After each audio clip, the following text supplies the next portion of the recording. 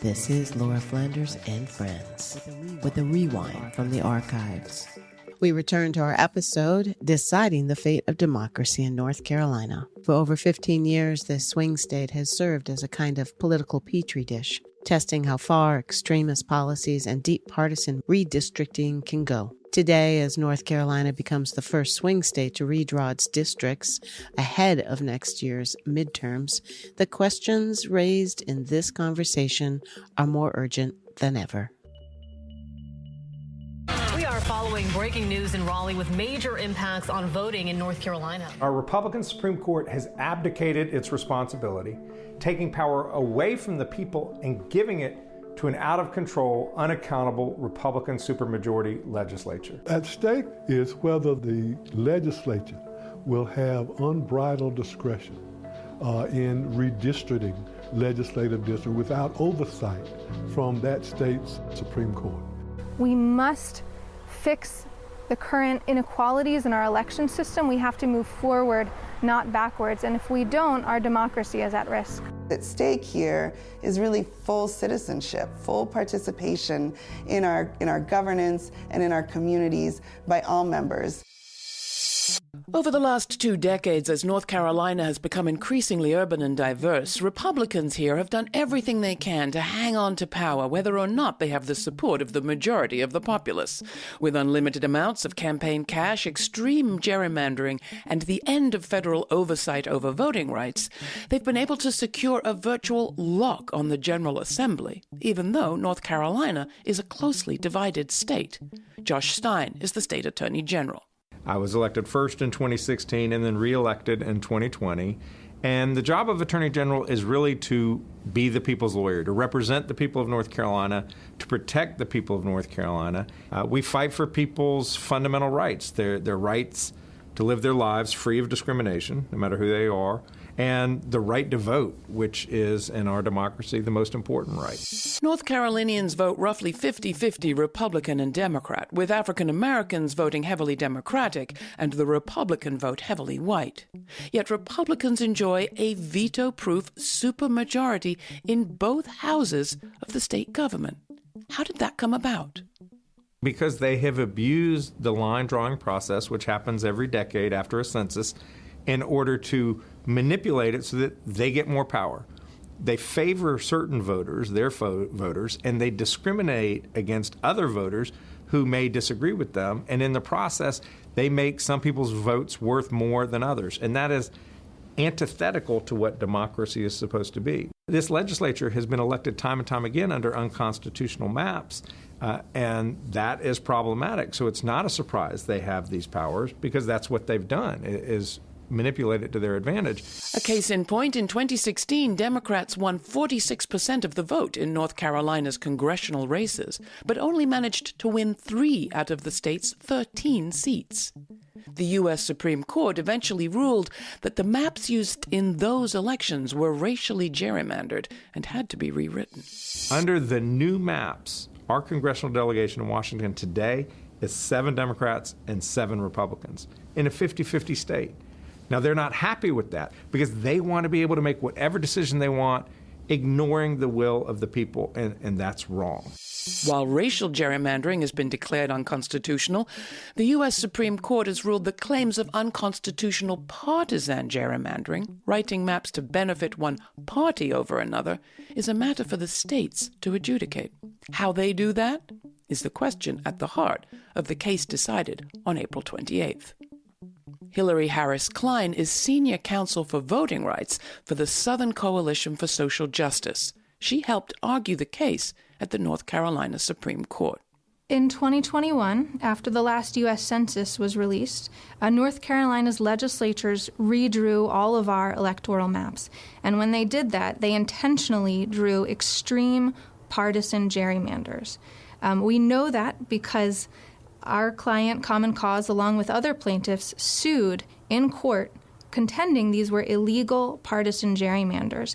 And that case went to trial in January of 2022, and the trial court unanimously held that all of the maps were extreme partisan gerrymanders, intentional gerrymanders. that would be non-responsive. If there was an election, it would be non-responsive to the will of the voters. In their April 28th decision, a newly elected Republican majority on the North Carolina Supreme Court not only reinstated maps that their Democratic predecessors on the same court had found to be gerrymandered, but argued that only the General Assembly, not the courts or the executive branch, had any authority over redistricting. They also reversed two other decisions, one voiding a discriminatory voter ID law and another that restored the right to vote for those convicted of felonies after their release. We're all supposed to have the right to vote, but we have to have those votes mean something for each vote to be equal, and they're not when there is partisan gerrymandering. We can't underestimate how damaging that is to our long-term health. So there's a problem, there's a sickness, and that means we have to treat it, and we have to address it, and we have to underscore to people that their vote does count, and that it will be heard, and that they can vote safely and securely. And that is our collective work. This collective work is bolstered by a long history of activism in North Carolina, including the pioneering civil rights work of legal scholar Pauli Murray. The following clip is from a 2021 documentary, My Name is Pauli Murray, in which you'll hear from, among others, the late U.S. Supreme Court Justice Ruth Bader Ginsburg. The full film's available on Amazon Prime. Following that, we'll pick up Murray's story with the executive director of the Pauli Murray Center for History and Social Justice in Durham, Angela M. Thorpe. There are some people who now argue that you cannot teach American history without teaching about Pauli Murray. Pauli was a writer, a lawyer, a priest, a poet. Pauli was a feisty woman. My whole personal history has been a struggle to meet standards of excellence in a society which has been dominated by the ideas that blacks were inherently inferior to whites and women were inherently inferior to men. Pauli is what we might describe today as gender non-conforming, but that same space did not exist for them in the 20th century. Pauli was a legal scholar. They were thinking differently and futuristically about legal concepts in ways that their counterparts and even their mentors were unable to. That is what laid the groundwork for their impact for civil rights. Hillary Harris Klein, Southern Coalition for Social Justice, Senior Counsel on Voting Rights. Pauli Murray is hugely influential to anybody doing civil rights in North Carolina, and I think actually across the whole country. Murray was the intellectual architect of the civil rights movement. In the early 20th century, Murray, a queer black woman whom many today would call non-binary or trans, challenged her contemporaries to apply the 14th Amendment's Equal Protection Clause to cases of discrimination on the basis of gender or race. Laughed at the time, her arguments were eventually used in the litigation that overturned segregation, with implications for education, transportation, employment, voting, and even on the drafting of the Equal Rights Amendment, or ERA. U.S. democracy, Murray argued, required applying the Constitution to real life in a way that considered not just the behaviors of individuals, but also the structures and rules of a society that effectively discriminate. A right to vote, Murray might say, isn't worth much if because of gerrymandering that vote has no impact. Civil rights attorney Irving Joyner has been involved in over 30 years of litigation around voting rights. He helped argue Thornburg v. Jingles, which laid out the grounds on which gerrymandering could be challenged in North Carolina. I'm a professor of law at North Carolina Central University School of Law, but I'm a child of the civil rights movement. I grew up in Jim Crow segregation. Raised here in North Carolina, where I experienced the worst of Jim Crow. And I have watched the struggle to confront Jim Crow, and happily I've been eagerly engaged in those efforts since high school.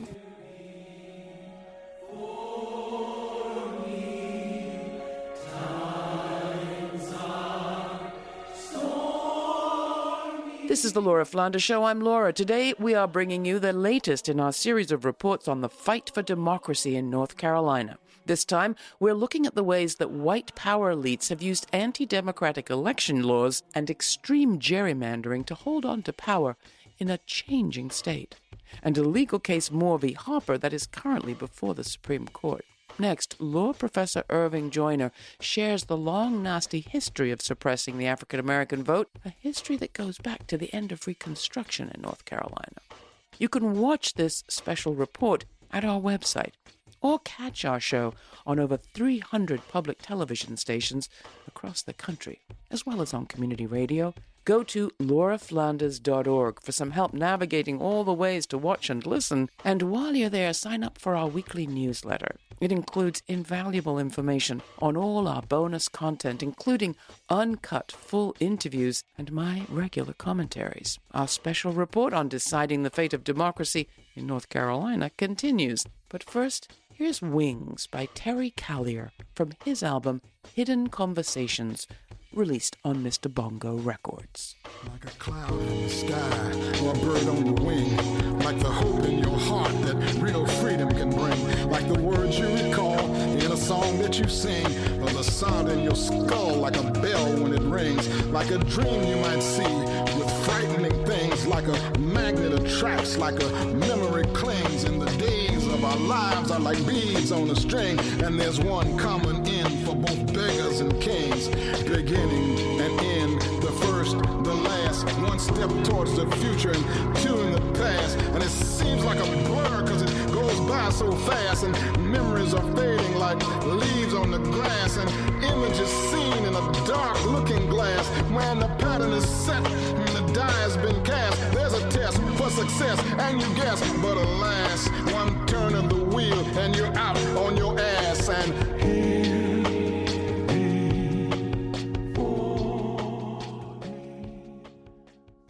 The recent decision by the North Carolina Supreme Court doesn't come from nowhere. Joyner says it's a product of years of work to undermine the power of the African-American vote. Can you trace for us the trajectory of African-American voting rights in this state? 1868 was a pivotal year in North Carolina. It was the beginning of Reconstruction and the beginning of a promise to newly enfranchised individuals of color in this state, those who were formerly enslaved and those who were so-called free Africans who thought that the Constitution and the cry for democracy meant them too.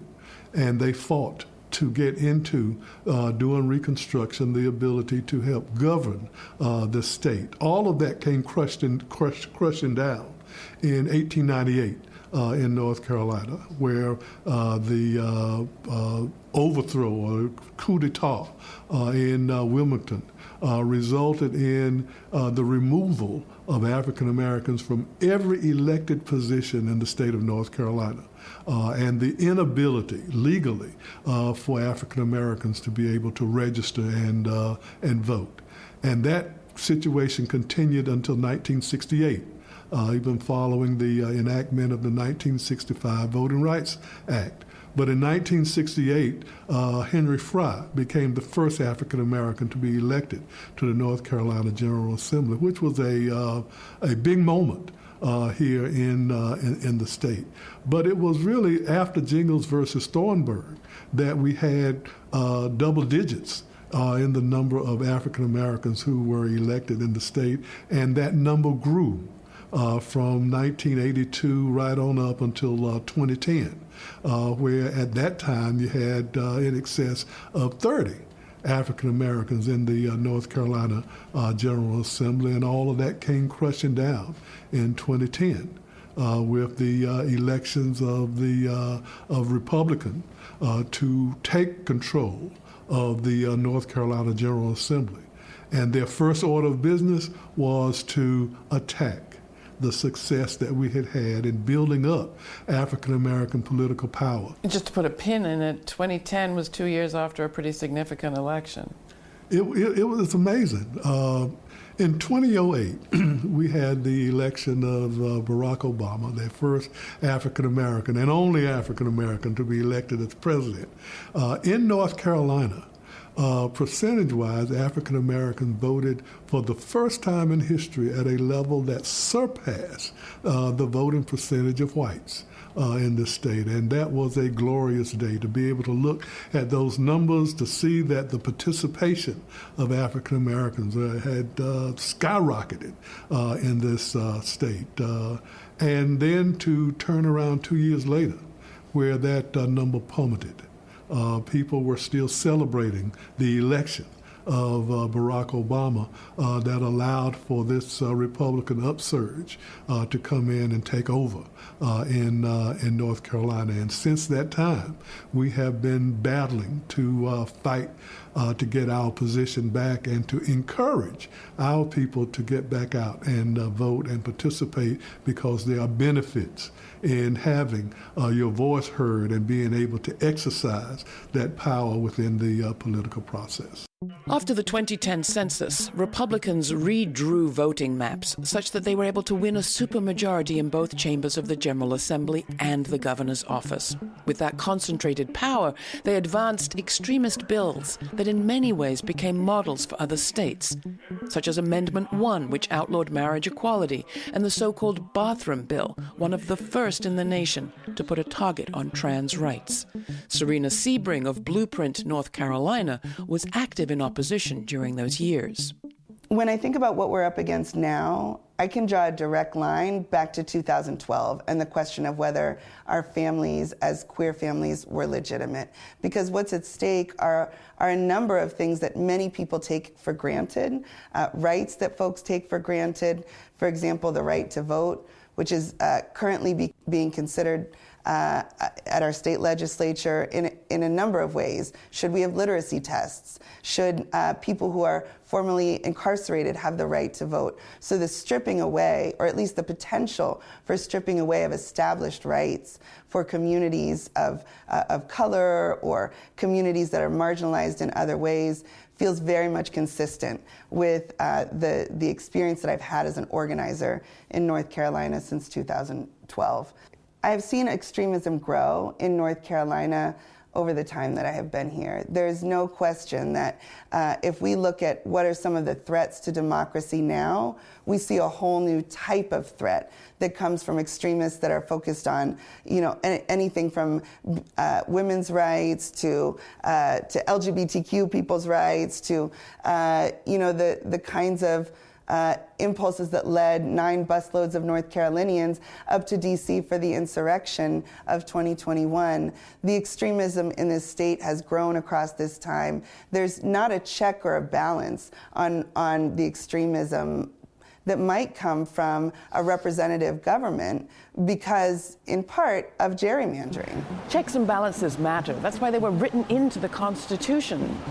School groups learn all about why they're so important when they come to visit the Capitol, like this one here in Raleigh, North Carolina. The U.S. Supreme Court currently has a chance to weigh in on the matter of who has authority over drawing election maps in a case out of North Carolina called Moore v. Harper. If Moore v. Harper is decided for the plaintiffs, one branch would be stripped of all oversight, and tour guides might have to change their script. In public comments in 2021, Hillary Harris Klein, Southern Coalition for Social Justice, Senior Counsel on Voting Rights. North Carolinians across this state from all sides of the political spectrum resoundingly rejected gerrymandering. They told the legislature, we do not want any more gerrymandering. And that's because they suffered a lot in the last cycle. There were 3 different congressional maps in the last decade, from 2010 to 2020 alone, several litigations. And voters are tired of that. They want consistency in representation. They want to know who their elected representatives are and accountability for those elected representatives. North Carolinas do not want this gerrymandering. And I think that's an important point because what the legislatures are trying to do here is not the people's business. It is their own political entrenchment. Angela Thorpe is the executive director of the Pauli Murray Center for History and Social Justice. Pauli was raised in the Jim Crow South in Durham, North Carolina. Pauli's family was affected by racial terror violence in a myriad of ways.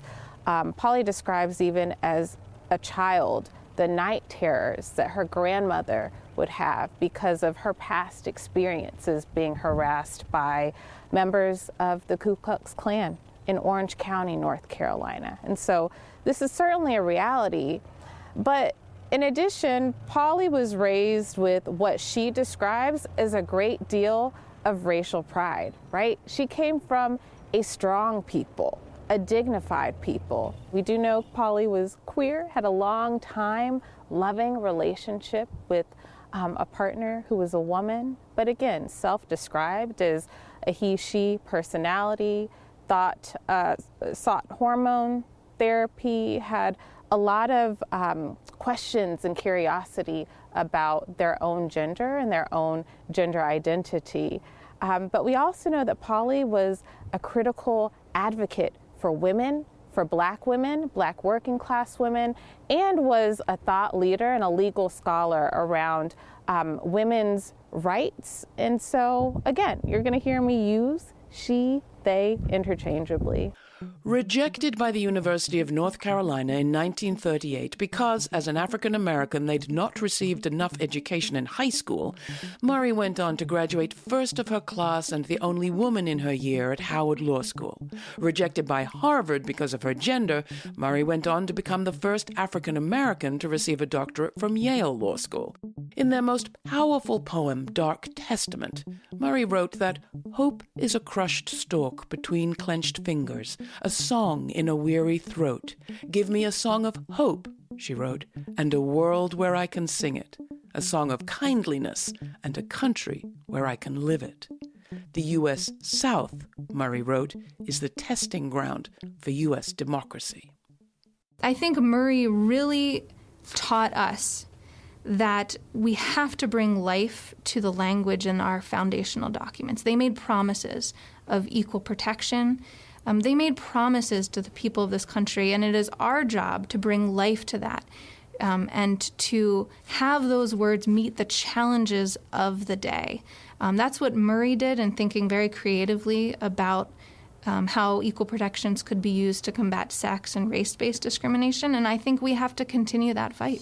I think Pauli Murray would be incredibly concerned with the ways in which legislatures in states across the U.S. are working to strip people, particularly Black people, of their voting rights. I think Pauli would be incredibly challenged with what we're seeing around Black people's access to the polls. And so, again, I think Pauli would have a mix of emotions, but likely a great deal of concern.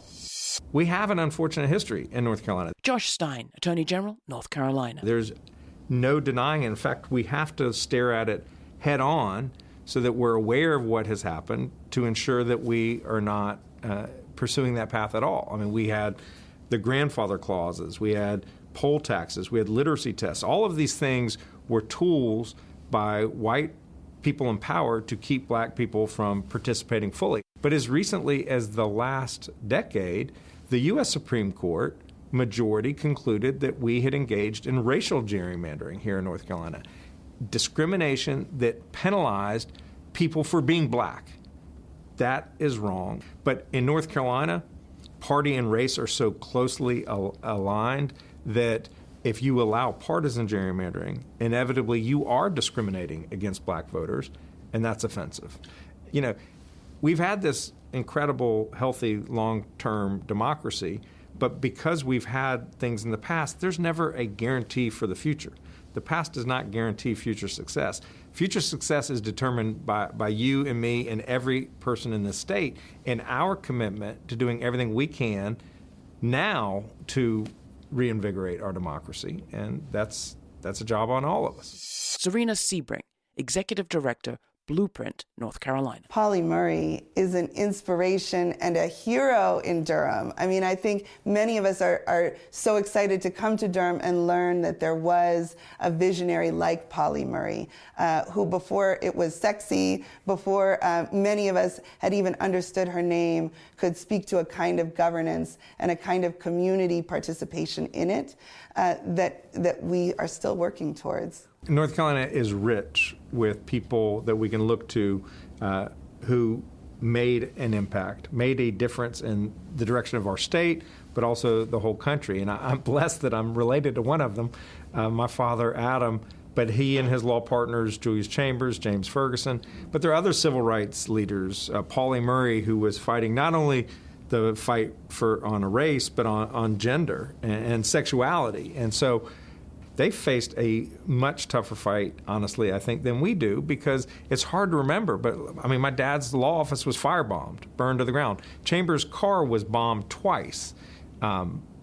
People were killed. And we have to take inspiration from those folks and know that they were able to persevere through bleak times and tough political times where, those in power didn't want to give it up. But they went and grabbed what was fair and right, and we have to keep moving forward. Success breeds forgetfulness. Irving Joyner, professor of law, North Carolina Central University School of Law. You get used to the success and you forget the underpinnings, those things necessary to get you into that position in the first place. And we have to restore that notion and begin to help people to understand that a democracy is something in which all of the people are able to participate. We are willing to put in the elbow grease and the ground game to address the problems at the local level, to look deeply into 100 counties and to say it's not just Raleigh, it's not just Charlotte, it's not even just Durham that matters, but it is Columbus County, it is Pasquotank County, it is all of the people of North Carolina who must be welcomed into a democracy if it is to be what it says it is. North Carolina has played a critical role in this country's struggle for equal rights. Some people here have learned a lot about how to suppress other people's votes. But this state has also been home to visionaries like Pauli Murray, who figured out how to use the law to expand people's rights. Is democracy on a precipice right now? People would say so. And the time is ripe for some broad Murray-esque thinking about democracy. Thanks for joining me for the Laura Flanders Show in North Carolina. I'm Laura.